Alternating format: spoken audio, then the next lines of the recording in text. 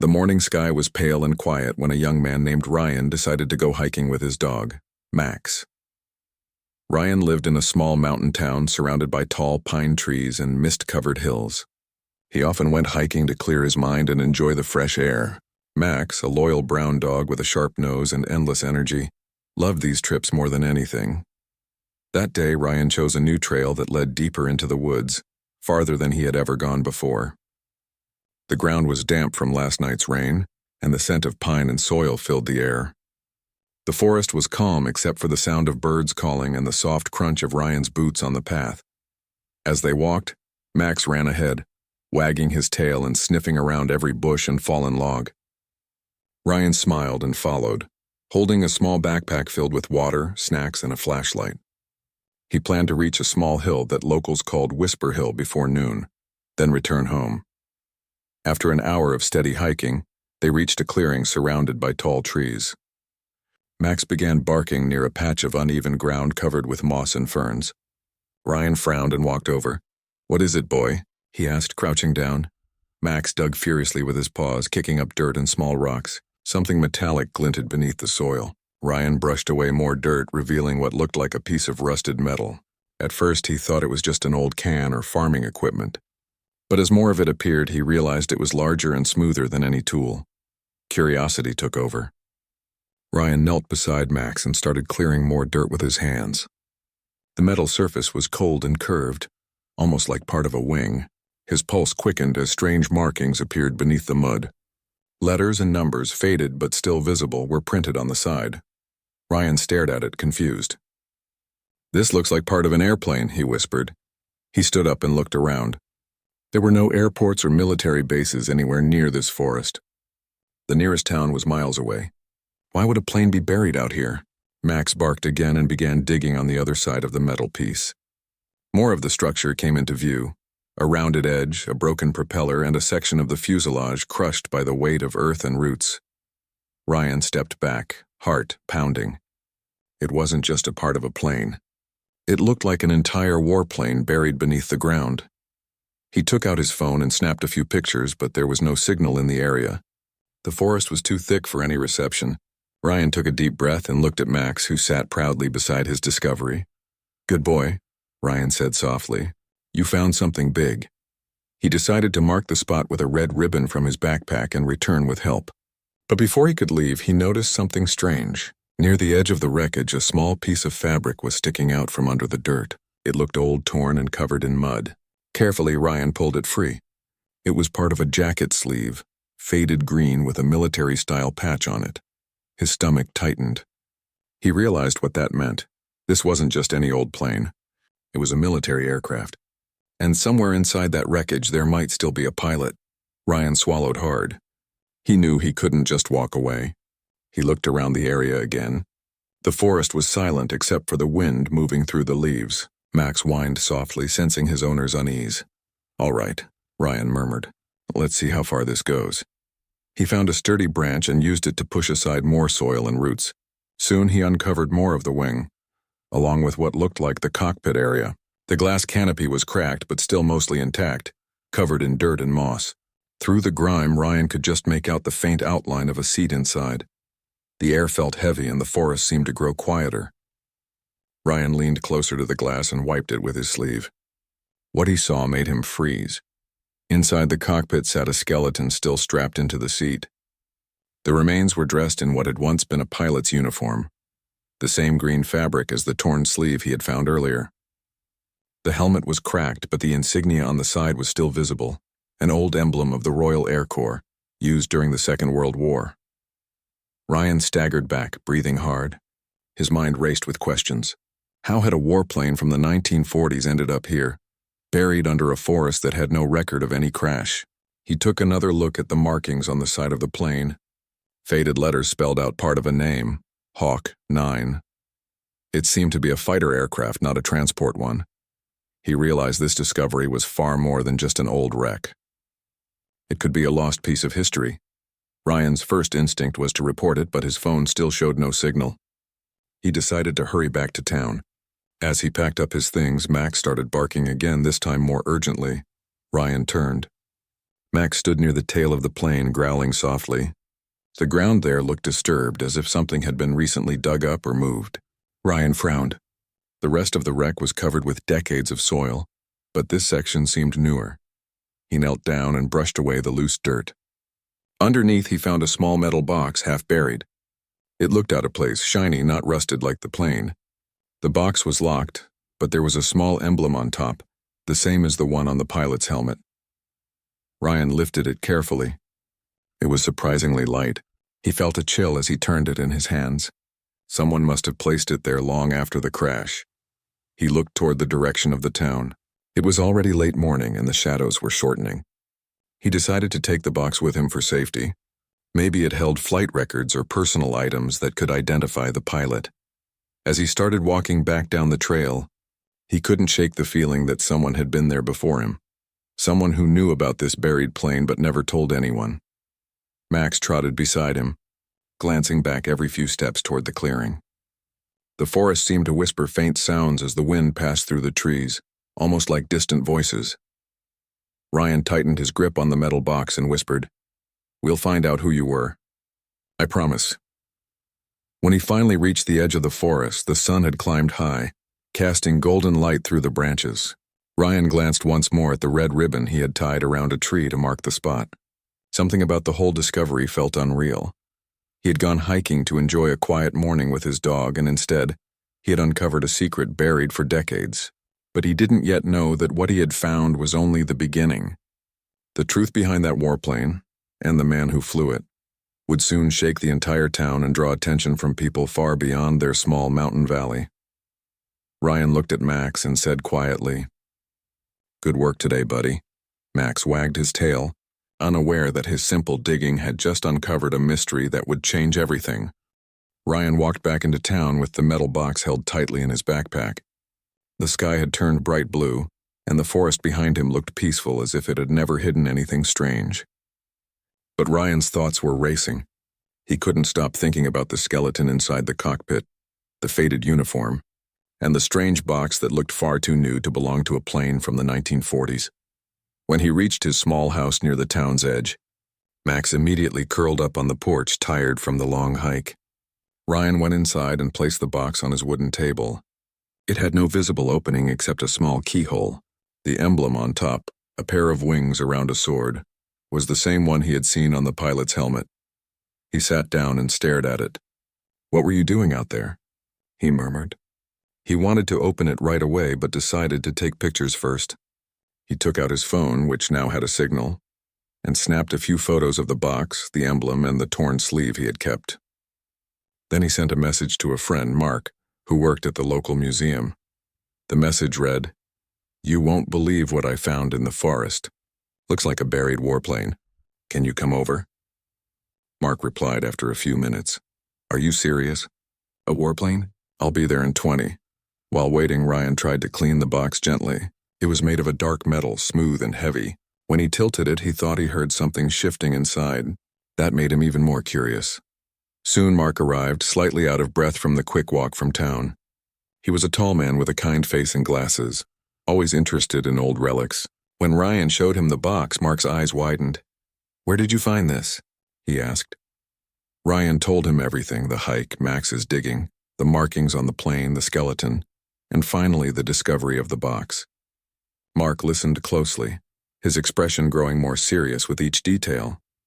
"That emblem is from the Royal Air Corps," Mark said, tracing the design with his finger. "They used it during World War II, but the metalwork here looks too new for that time." "Exactly," Ryan said. "It doesn't make sense. The plane was buried deep, probably for decades, but this box looks like it was placed there recently." Mark nodded slowly. "We need to open it. But we should be careful. If it's historical, we don't want to damage what's inside." He examined the keyhole. "Do you have anything thin, like a wire or pin?" Ryan brought a small toolbox from his shelf. Mark carefully inserted a thin piece of wire and twisted it. After a few seconds, they heard a faint click. The lid lifted with a soft sound. Inside was a stack of small papers, a folded map, and a sealed envelope wrapped in plastic. On top of everything lay a silver pendant shaped like a winged hawk. The air in the room seemed to grow heavier as both men looked at it. Mark picked up the map first. It showed the mountain region where Ryan had been hiking, but there were additional markings, red circles and lines drawn in old ink. Some of the places were labeled with strange codes and numbers. "This looks military," Mark said softly, "like flight paths or drop zones." Ryan opened the sealed envelope carefully. Inside were a few yellowed documents and a photo. The photo showed 3 men in military uniforms standing beside a fighter plane. One of them looked like the skeleton Ryan had seen, tall with a narrow face and confident smile. Behind them, the same emblem appeared on the plane's tail. On the back of the photo were handwritten words: "Mission Hawk, 9 June 1944. If found, return to Commander Lewis, RAF Base Northbridge." Mark looked shocked. "This isn't just any pilot. Mission Hawk 9 was a secret operation during the war. The records say one of the planes went missing during a storm over Europe. It was never found," Ryan frowned. "But we're thousands of miles from Europe. How could it end up here?" "That's what we need to find out," Mark said. "If this really is Hawk 9, it's one of the biggest aviation mysteries ever. You need to report this to the local authorities first thing tomorrow." Ryan nodded but couldn't shake the feeling that something about the box was odd. He lifted the papers again and noticed a small folded note hidden under the map. It was newer, written on white paper, not old yellow parchment like the rest. The handwriting was shaky but readable. It said, "To whoever finds this, the truth must stay hidden." The pilot was not alone. Ryan's heart skipped a beat. He showed the note to Mark. "This paper isn't from the 1940s, Mark said quietly.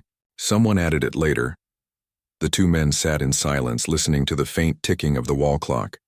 Finally, Mark said, "We should take this to the museum tonight.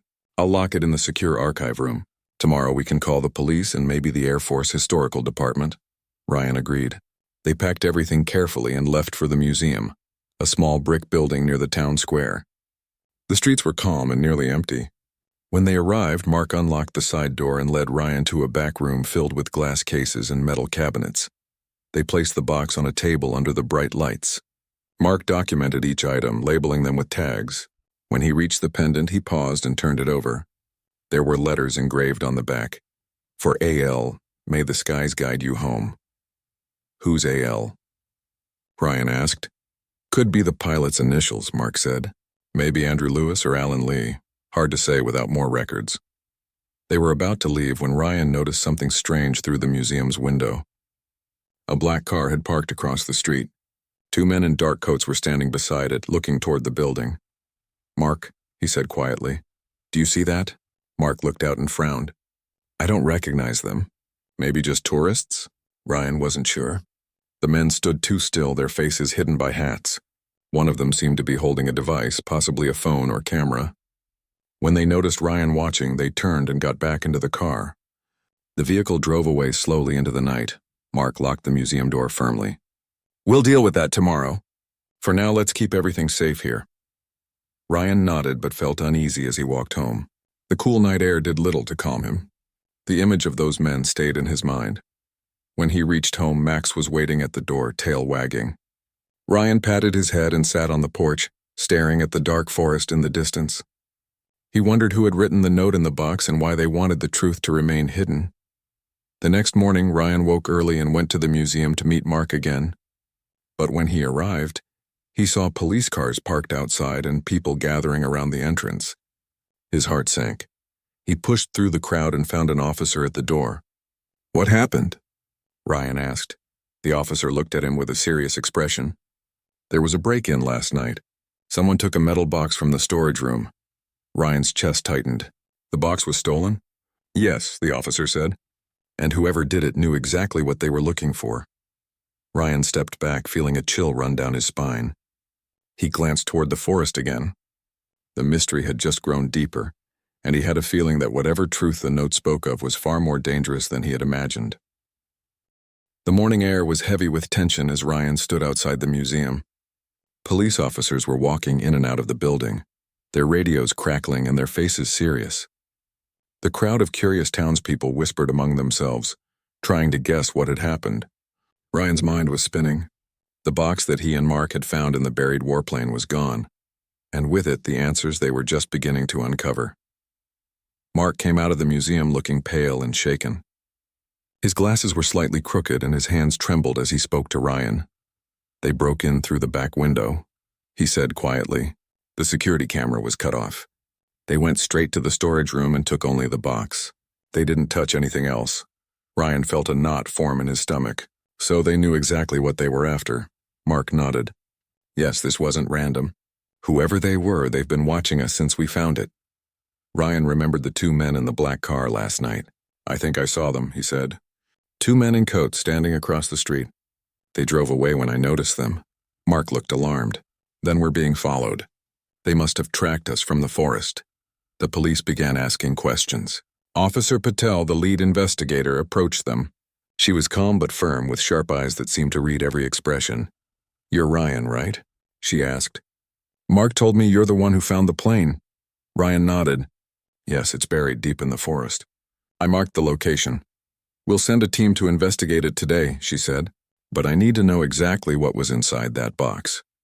Ryan explained everything he could remember: the old documents, the photo, the pendant, the note that said the pilot was not alone. Officer Patel listened carefully and took notes. "Do you have any enemies or anyone who knew about this before the museum?" she asked. "No one," Ryan said. "We didn't even tell the news or post it online." Patel frowned. "Then someone else already knew about that crash. Someone who didn't want the truth to come out." Ryan felt a shiver as she said that. The quiet discovery he made with Max had turned into something much larger and more dangerous than he expected. By noon, the police team had set out for the forest. Ryan insisted on joining them and Patel allowed it. Mark came too, even though he looked nervous. They drove in two jeeps through the rough mountain path, following the trail Ryan remembered. When they reached the clearing, Ryan saw the red ribbon he had tied still fluttering on the branch. But as he walked closer, his breath caught. The ground looked disturbed. The soil that once covered the plane was now freshly dug up, as if someone had been there recently. "Someone's been here," Ryan said. Patel crouched and touched the soil. "You're right. This was done within the last 12 hours. They spread out carefully, examining the site. The metal frame of the plane was still there, but large sections had been cut away with tools. The cockpit canopy was open and the skeleton was gone." Ryan froze. "They took the pilot," Mark covered his mouth in disbelief. "Why would they do that?" Patel stood and looked around. "They're erasing evidence. Whatever this plane represents, someone wants to make sure it stays buried. Permanently." Ryan stepped closer to where the cockpit had been. The seat was empty, but something small glinted among the broken glass. He reached down and picked it up. It was a small badge, scratched but readable. The same winged emblem again, but underneath it, faint letters were engraved. "Project Skyveil." He handed it to Patel. She examined it closely. "This isn't standard military marking," she said. "I've never heard of Project Skyveil before." Mark spoke softly. "Could it have been some kind of secret mission? Maybe involving new technology?" Patel didn't answer right away. Instead, she took photos of the badge and the area. Whatever it was, someone doesn't want it in public records. They searched for another hour but found nothing more. The police collected samples of the soil and metal, then packed up to leave. As they walked back to the vehicles, Ryan glanced at the trees. He had the unsettling feeling of being watched. Back in town, Patel promised to contact military archives to look for any mention of Project Skyveil. Mark returned to the museum to check if any of the missing items had been photographed in detail before the theft. Ryan went home, his thoughts clouded by worry.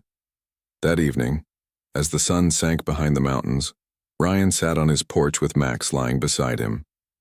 The dog suddenly raised his head and growled softly. Ryan looked up. A dark drone hovered in the sky above the trees for a few seconds before flying off toward the hills. He stood up, his heart pounding. Someone was still watching him. He went inside and called Mark, but there was no answer.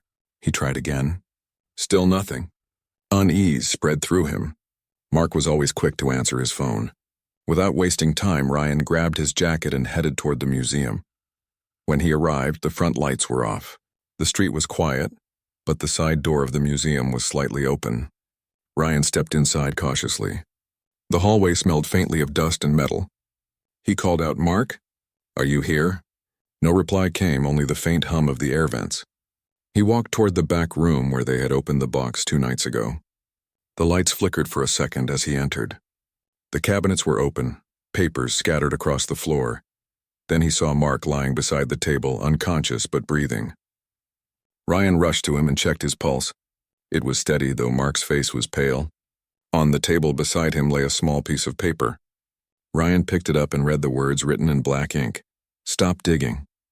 Skyville must stay buried." Ryan felt cold fear spread through his chest. Someone had been here again, and they had made their warning clear. He called for help immediately, and within minutes an ambulance arrived along with Officer Patel. After the paramedics took Mark to the hospital, Patel looked around the room carefully. "They're not ordinary thieves," she said. "They're trained.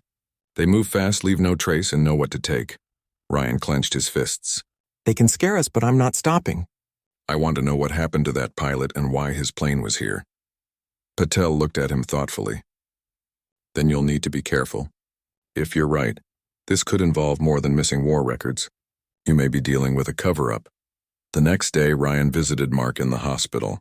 He was awake but weak. "I'm fine," Mark said quietly. "They didn't hurt me much, but they took my laptop. All the photos of the documents are gone." Ryan sat beside him. "We'll find another way. I found something at the site yesterday, a badge with the name Project Skyville." Mark's eyes widened. "Skyville? That name sounds familiar. Wait, I saw a reference to it once in an old military archive. It was listed under Classified Aerial Operations 1944-1950. No details were available." "So the warplane could have been part of that," Ryan said. "But why bury it here?" Mark shook his head. "Maybe it wasn't supposed to crash. Maybe it was brought here on purpose." Ryan leaned back in his chair. That idea made everything worse. If the plane had been deliberately hidden, then whoever was protecting its secret had been doing so for decades. As Ryan left the hospital later that night, he looked up at the sky. The stars were bright and the mountain silhouette stood dark against the horizon. Somewhere beyond those hills, buried in the forest, lay the truth. He knew one thing now. He couldn't stop searching. Because whatever Project Skyville was, it had not been forgotten. And someone, somewhere, was willing to do anything to keep it that way. The morning sun was pale as Ryan stood on the hill above the forest, looking down at the thick sea of trees where everything had begun.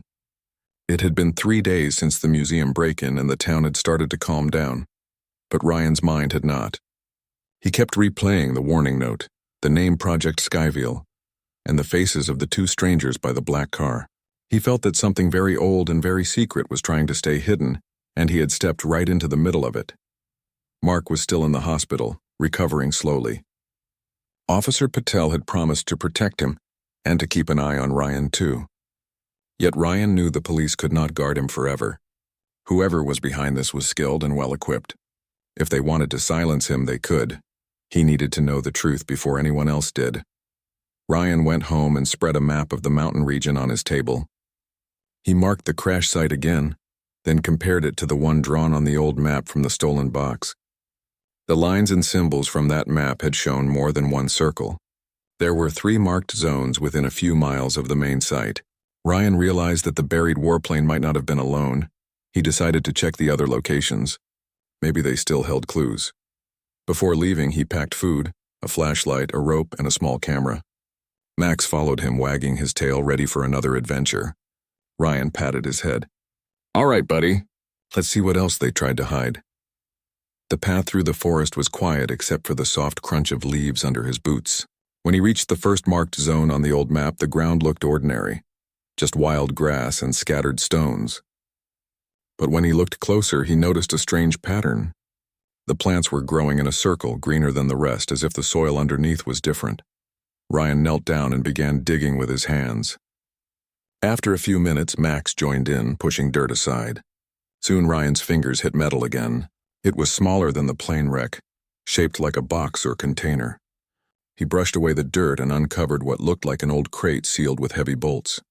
The metal was rusted, but there were still markings visible, numbers and faded letters that read "Property of Royal Research Division." Ryan's pulse quickened. The crate was heavy, too heavy to lift alone, so he decided to open it there. Using a rock and his pocket tool, he pried the lid loose. The hinges creaked and a gust of stale air escaped. Inside lay several cylinders wrapped in protective cloth. along with papers sealed in plastic. He lifted one of the cylinders. It was metallic and narrow, with small glass panels and what looked like wires or sensors inside. He could not tell what it was for, but it seemed advanced for something supposedly from the 1940s. The papers inside the crate were written in neat typewriter letters. One page caught his attention. At the top it said Project Skyville, Flight Phase 3. The document described a test mission involving new atmospheric technology designed to cloak aircraft from radar. Ryan read on, his eyes widening. The text mentioned that the test plane carried an experimental power core, capable of creating a temporary magnetic field around it. The project had been classified at the highest level and managed by both British and American military engineers. So the warplane he found was not just a fighter. It was carrying secret technology, decades ahead of its time. He took photos of the documents quickly. Before he could finish, Max growled softly. Ryan froze and looked around. The forest was silent except for the wind, but then he heard it. A distant crunch of footsteps. Someone was there. Ryan stuffed the papers into his backpack and closed the crate. He stood still, listening. The footsteps grew louder, coming from the east side of the clearing. Max barked once and the sound stopped. Then Ryan saw movement.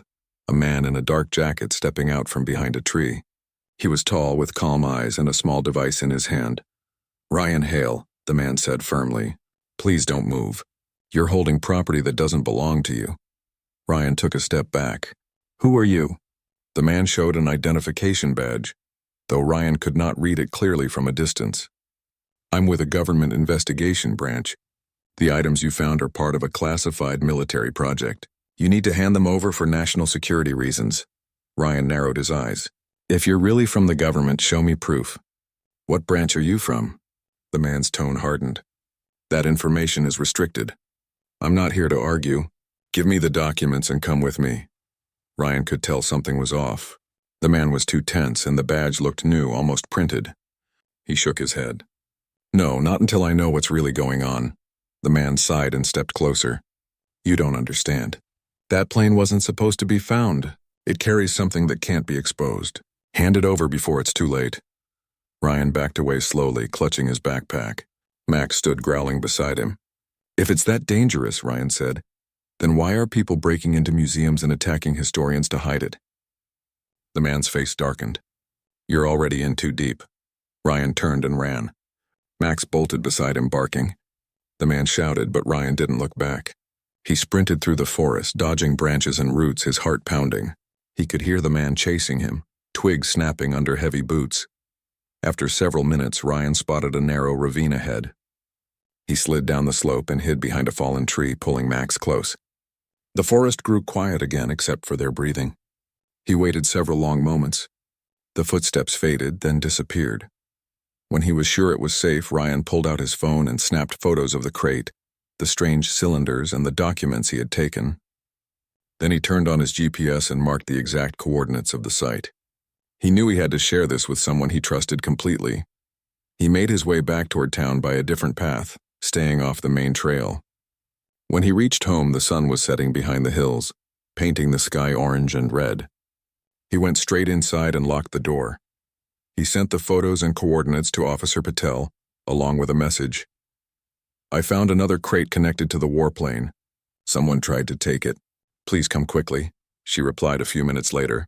"Stay where you are." "I'm on my way." Ryan paced the room nervously until he heard a car stop outside. Patel entered, her expression serious but calm. He showed her the photos and explained everything that had happened. "This confirms it," Patel said after a long pause. "Project Skyville wasn't just a mission, it was an experiment in radar invisibility and advanced energy. If the technology in that plane still works, it could be valuable even today. That's why they're after it," Ryan nodded. "The man in the forest said it can't be exposed." "But who is he working for?" Patel looked thoughtful. "Not sure yet. But they knew you'd go back. You're being watched, Ryan. You need to leave town for a few days while we investigate." "I can't," he said firmly. "If I stop now, they'll take everything and cover it again. There's still one more marked zone on the map. I need to check it." Patel studied him for a moment, then sighed. "If you go, you're not going alone. I'll come with you." "Tomorrow morning," Ryan agreed. As the night grew dark, he sat by the window watching the stars through the glass. Max slept quietly by his feet. He wondered what waited at that last location. Another piece of metal, another secret, or something far more dangerous. One thing was clear. The buried warplane had been only the beginning. Project Skyville was still alive in the shadows, and its truth was about to surface at last. The world around the valley changed after the discovery of the hidden warplane. Reporters came from every country. Scientists, historians, and military officers arrived to study what they called the lost bird. But for Aaron, it was not about fame. For him, it was about truth and respect for those who had fallen long ago. The strange device they found inside the plane continued to glow with a soft blue light, and no one could explain its power. One early morning, Aaron and his loyal dog, Bruno, walked down to the site again. The excavation area was now surrounded by tents, machines, and cables. Guards watched carefully while scientists in white suits took readings and made notes. Aaron showed his ID pass and walked inside. The air felt different there, heavier somehow. He looked at the warplane, now standing on a steel frame, cleaned and shining in the sunlight. Dr. Halen greeted him with a tired smile. She had been studying the engine nonstop for days. She said that the material of the engine was not ordinary metal. It had traces of elements not found in any known military craft. Some parts seemed newly made, even though the plane had been buried for decades. It was as if time had touched some parts but left others untouched. Aaron listened carefully. His curiosity grew with every word. Then Dr. Halen told him something that made his heart pound. The pilot's remains had been identified. His name was Lieutenant Rowan. The record said he went missing during a top-secret flight in 1943. But what confused the historians was that Rowan's personal journal, found in the cockpit, mentioned a bright storm in the sky and a voice that guided him. The journal ended mid-sentence, as if he had vanished in the middle of writing. The team believed the glowing device was some kind of navigation tool, but its energy source was unknown. No wire, no battery, no chemical reaction. It simply pulsed with light, sometimes slow and sometimes fast, like a living thing. Aaron asked if they had tried to open it. Dr. Halen said no one could. Every attempt caused a small vibration in the air, as if the earth itself warned them to stop. Later that night, when everyone left, Aaron stayed near the site with Bruno. He sat on a rock and stared at the covered warplane. He thought about Lieutenant Rowan and the strange words in the journal. He also remembered how Bruno had found the plane in the first place. The dog seemed to know exactly where to dig. It was almost as if something called to him. A cool breeze moved across the valley. The blue light from the tent where the device was kept began to flicker. Aaron noticed it and stood up. He moved closer and saw the tent's zipper opening on its own. Inside, the device floated a few inches above its stand. The light grew stronger. It made a low humming sound, soft but deep. Bruno barked once, alert but not afraid. Aaron felt the ground tremble slightly under his boots. He wanted to run, but something inside told him to stay. The light formed a circular pattern in the air, like a window opening. Inside the glowing circle, he saw a cloudy sky and a plane flying through lightning. It was the same model as the one they found, but it was in the air, undamaged. He saw the pilot's face clearly. It was Lieutenant Rowan. The man looked calm and steady, as if he were expecting someone to watch him. The voice that came next was quiet, yet filled with strength. It said, "Tell them we never meant harm. We found something beyond our sky, and we could not return." The voice paused, and then it added, "Protect what you have found. Its power is not from this world." The circle began to fade, and the light sank back into the device. The humming stopped. Aaron stood frozen, unsure what had just happened. Bruno whined softly and nudged his hand. The tent was silent again. When the scientists returned in the morning, they found the readings from their instruments had spiked during the night. Dr. Halen looked at Aaron suspiciously, but he simply told her that something unusual had occurred. He did not mention the voice or the vision. He felt it was not time yet. Over the next few days, the government decided to move the warplane to a secure facility. Many people protested, but the order was final. Aaron was given a certificate of recognition and some money for his discovery, but he felt no joy. For him, the real value was in the mystery itself. Before the transport team took the device, Dr. Halen secretly met Aaron near the edge of the valley. She said she had run extra tests and found traces of unknown radiation that matched signals from deep space. She believed the device was a message or a beacon. She handed Aaron a small chip with the data, asking him to keep it safe. Years passed, but Aaron never forgot that night. He often looked up at the stars, wondering where Lieutenant Rowan had gone and what he had found. The valley slowly returned to peace. The grass grew again, covering the place where the warplane had once rested. Bruno grew old, still loyal, still alert when the night sky shimmered. One evening, when the sunset painted the sky orange and gold, Aaron saw a single blue light flash high above. It lasted only a second, but it was enough. He smiled quietly and whispered, "You found your way home." Later, in another part of the world, a young scientist opened a classified file. Inside were images of the same blue device. The note said it had disappeared from storage 3 days ago. No sign of theft, no trace left behind, only a faint sound recorded on the cameras like wind passing through metal wings.